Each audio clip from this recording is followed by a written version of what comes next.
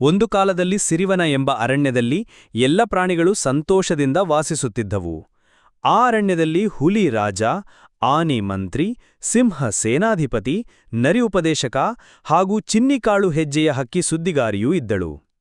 ಒಂದು ದಿನ ಅರಣ್ಯದ ಮಧ್ಯಭಾಗದಲ್ಲಿ ಒಂದು ದೊಡ್ಡ ಸಭೆ ನಡೆದಿತ್ತು. ಹುಲಿರಾಜನು ಹೇಳಿದನು, ಈಗಿನ ಕಾಲದಲ್ಲಿ ಕೆಲವೊಂದು ಪ್ರಾಣಿಗಳು ತನ್ನ ಕೆಲಸದ ಜವಾಬ್ದಾರಿ ಮರೆಯುತ್ತಿದ್ದಾರೆ. ನಾವು ಎಂದರೂ ನಮ್ಮ ಜವಾಬ್ದಾರಿ ನಿಭಾಯಿಸಿದರೆ ಅರಣ್ಯ ಸುಖಿಯಾಗಿರುತ್ತದೆ. ಆಗ ಮೊದಲು ನರಿ ಎದ್ದು ಹೇಳಿದನು, ನಾನು ಎಷ್ಟು ಸಲ ಬೆದರಿಸಿ ಹೇಳಿದರೂ ಕೆಲವು ಪ್ರಾಣಿಗಳು ಅರಣ್ಯದ ಸ್ವಚ್ಛತೆ ಕಡೆಗಣಿಸುತ್ತಿದ್ದಾರೆ. ಆನೆ ಮಂತ್ರಿ ಗಂಭೀರವಾಗಿ ಹೇಳಿದರು, ಸತ್ಯವೇ ಸರಿ, ನಾವು ಪ್ರಕೃತಿಯ ಪಾಲಕರು. ಈ ಅರಣ್ಯ ನಮ್ಮ ಮನೆ, ನಾವು ಬೇರೆಯವರ ಮನೆ ಹಾಳು ಮಾಡುವುದಿಲ್ಲವಲ್ಲ.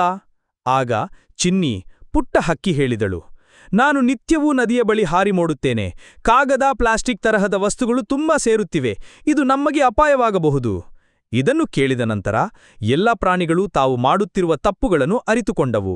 ಅವರು ಶಪಥವಿಟ್ಟು ಹೇಳಿದರು, ಇಂದಿನಿಂದ ನಾವೆಲ್ಲರೂ ಪ್ರಾಕೃತಿಕ ಅರಣ್ಯವನ್ನು ಉಳಿಸುವಲ್ಲಿ ಸಹಕರಿಸುತ್ತೇವೆ. ಅಂತೂ ಕೊನೆಗೆ ಪ್ರಾಣಿಗಳ ಸಭೆಯು ಯಶಸ್ವಿಯಾಗಿ ಮುಕ್ತಾಯವಾಯಿತು. ಎಲ್ಲ ಪ್ರಾಣಿಗಳು ತನ್ನ ಪಾತ್ರವನ್ನು ಇನ್ನಿಂದ ಹಿಡಿದು ನಿಷ್ಠೆಯಿಂದ ನಿಭಾಯಿಸಿತು. ಸಿರಿವನ ಮತ್ತೆ ತುಂಬಾ ಸುಂದರವಾಯಿತು.